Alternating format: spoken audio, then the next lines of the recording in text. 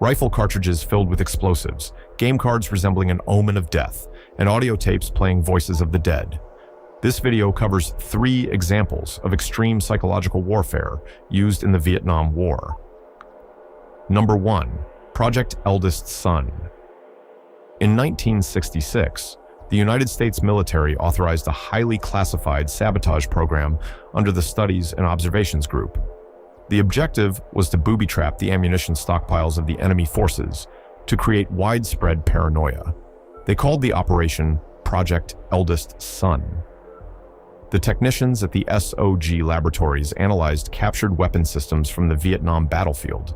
They tested the exact physical tolerances of Chinese Type 56 rifles and Soviet AK-47 variants to calculate the precise explosive force required to destroy them. Munitions specialists disassembled the captured rifle cartridges and mortar rounds. They removed the standard gunpowder and packed the casings with PETN high explosive, a chemical compound that generated pressures exceeding 100,000 pounds per square inch, far beyond what normal firearms could contain. Once the rigged ammunition was ready, the SOG cross-border reconnaissance teams carried it into Laos and Cambodia. When they located hidden North Vietnamese logistics caches along the Ho Chi Minh Trail, they inserted a single rigged round into an otherwise authentic ammunition crate, leaving no physical trace of tampering.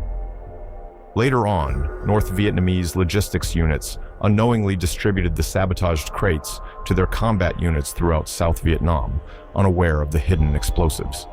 Soldiers loaded the booby-trapped cartridges into their rifles during firefights. Upon pulling the trigger, the explosive round detonated instantly inside the chamber, shattering the steel receiver, throwing metal shrapnel directly into the shooter's face and rendering the weapon unusable. But the sabotage didn't end with the cartridges. SOG operatives intentionally forged and circulated official North Vietnamese military documents. These documents warned units that Chinese manufacturing plants were producing defective ammunition. Operatives leaked these papers to create deep mistrust between the North Vietnamese and their international suppliers. Beyond the body count of enemy fighters being killed or maimed by exploding weapons, the psychological impact of Project Eldest Son was far greater. The primary success of the operation lay in destroying the North Vietnamese soldiers' confidence in their equipment. Because SOG only planted 1 rigged bullet per crate, thousands of authentic rounds fired perfectly, making it impossible for the enemy to predict which trigger pull would be fatal. This caused widespread hesitation and fear during active combat. The forged documents and sudden weapon explosions triggered deep paranoia within the North Vietnamese command structure. In the misbelief that China was supplying them with defective gear, the North Vietnamese military leadership ordered massive inspections of entire ammunition stockpiles.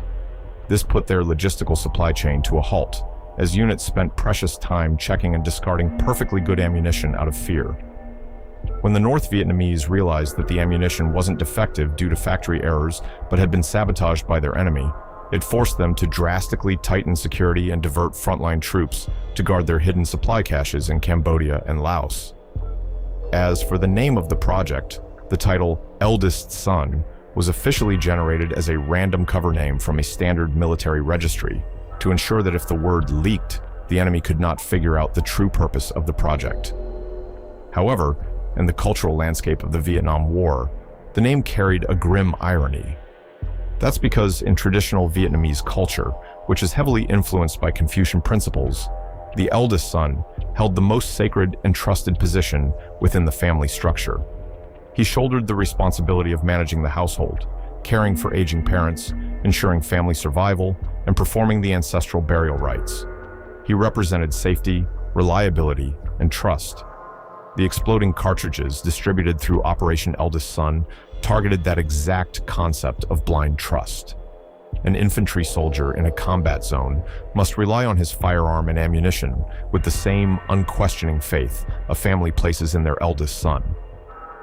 But knowing that any trigger pull could be their last made the North Vietnamese soldiers afraid of their own weapons. From an intelligence standpoint, the primary concern was preventing North Vietnamese counterintelligence from realizing their supply lines were compromised. Because the phrase eldest son sounded rather harmless and familial, It's seamlessly blended into thousands of pages of military logistics reports. Anyone intercepting the reports would naturally assume the name referred to a refugee tracking initiative, a South Vietnamese civil leadership program, or maybe a routine personnel reassignment. No one would suspect that in reality it stood for a massive sabotage operation causing death and paranoia. Number 2, the death cards. In 1966, 2 captains from the United States Army 25th Infantry Division analyzed the local Vietnamese culture. They found out that French colonial troops previously used playing cards to predict fortunes, and that the Vietnamese locals associated the Ace of Spades card with bad luck, doom, and impending death. When they learned about this, the officers sent a formal request to the United States Playing Card Company in Cincinnati, Ohio. They asked for the mass production of specialized decks, consisting entirely of Ace of Spades cards. The company produced and shipped thousands of these specialized card decks to U.S. units stationed in Vietnam free of charge. Infantry units and elite reconnaissance teams began carrying the card decks into the field as a psychological tool. During clearing operations, soldiers left individual cards resting directly on the eyes or mouths of dead Viet Cong fighters, or placed them inside searched villages and base camps. The distribution of the cards was scaled up by loading thousands of cards into planes. Pilots flew over known enemy strongholds and dropped the cards across the jungle treetops. Frontline units reported that the presence of the cards caused visible operational disruption. While the operation had almost zero psychological impact on the disciplined, regular North Vietnamese army troops, who viewed the cards purely as Western propaganda, the Ace of Spades did have a strong impact on the guerrilla fighters of the Viet Cong. Viet Cong scout teams frequently abandoned specific trails or completely bypassed supply routes when they found the cards laid out in their path. For the local Viet Cong fighters, the placement of the death card created an atmosphere of inescapable doom, implying they were being watched and marked as the next targets. Interestingly, historical analysis later revealed that the Ace of Spades was not traditionally a native Vietnamese symbol for death. This was actually a misunderstanding by American intelligence services who thought the card would be a bad omen in Vietnamese culture, which made them believe they could weaponize the cards for psychological warfare. But the impact of the cards on the battlefield was not created by the local superstitions, but by how deadly the American units were when leaving them behind. The Ace of Spades became a self-fulfilling prophecy of death. The campaign remained very popular among U.S. troops because it served as a powerful morale booster for American soldiers in the field. Number 3, Operation Wandering Soul. In 1969, anthropologists and linguists working for the U.S. Army Psyops Battalion analyzed Vietnamese spiritual traditions. They noticed a widespread cultural belief that individuals who died far from home or who did not receive a proper burial became a co hong, a wandering soul. In traditional Vietnamese beliefs, a wandering soul was a spirit trapped in an eternal state of physical pain and aimless wandering. The U.S. military decided to weaponize this belief against the Viet Cong. In the same year, audio technicians at a military broadcasting studio in Saigon recorded South Vietnamese voice actors mimicking voices of the dead. They ran the raw audio through advanced electronic echo chambers, layering the voices with traditional Buddhist funeral music and the recorded screams of a young girl crying for her father with the words, "Dad, Dad, come home to me." A ghostly voice said, "I went to hell, and go home, my friends, hurry up. If you don't, you will end up like me." The military logged the completed 4-minute master tape as ghost tape number 10. Next, they mounted high-volume speakers onto the open doors of UH-1 Huey helicopters and CH-47 Chinooks. Using these modified helicopters, the U.S. military started flying missions in the dark of night over enemy territory. They had all navigation lights extinguished to maintain complete darkness and flew directly over areas of the jungle where they suspected North Vietnamese military camps. Operators activated the speakers and broadcasted the distorted, looping voices of ghost tape number 10 down through the trees into the dark jungle floor. The recorded ghost voices commanded the hidden North Vietnamese soldiers to desert their posts and return home or face eternal damnation. Operation Wandering Soul resulted in measurable tactical reactions on the battlefield and proved to be one of the most disruptive acoustic campaigns of the war. The psychological stress caused by Ghost Tape number 10 led directly to documented cases of enemy desertion. In areas where the tape played continuously over several nights, isolated Viet Cong units suffered severe sleep deprivation and emotional breakdowns. Fearing that their souls would be trapped in hell if they died in battle, dozens of guerrilla fighters abandoned their posts and surrendered under the Chiu Hoi, Open Arms, amnesty program.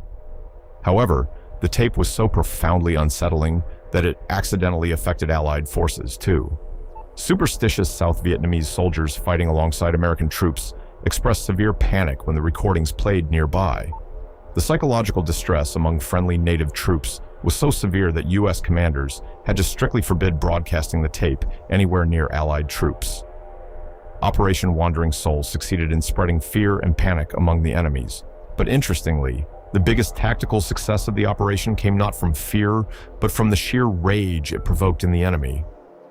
While some soldiers fled, more hardened North Vietnamese army units recognized the broadcast as an American psychological trick. Realizing that their sacred beliefs had been used by the Americans for a psychological trick, they lost their discipline and opened heavy anti-aircraft fire on the blacked-out helicopters. By firing into the dark sky, they instantly revealed their hidden positions, which allowed the waiting U.S. gunships to pinpoint their locations and destroy them. Ghost Tape number 10 is publicly available, and you can listen to the full recording online. Here is a little taste of what the North Vietnamese soldiers heard in the midst of night.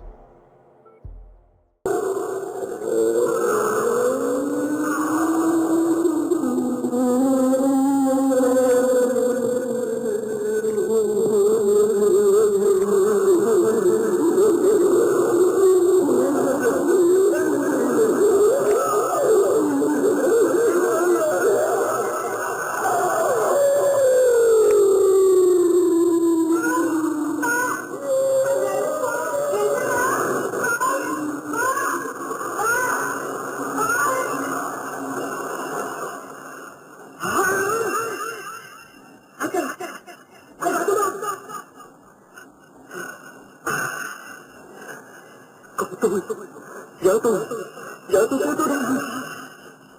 Bà đang về với con. Tôi đã về với mình đây. Nhưng tôi còn đâu mảnh hình hài nữa. Tôi đã chết rồi má con bay ơi. Tôi hẳn không biết chừng nào. Subscribe to the channel if you would like to hear more dark, scary, and disturbing facts. Let me know in the comments what topic you want to see covered next.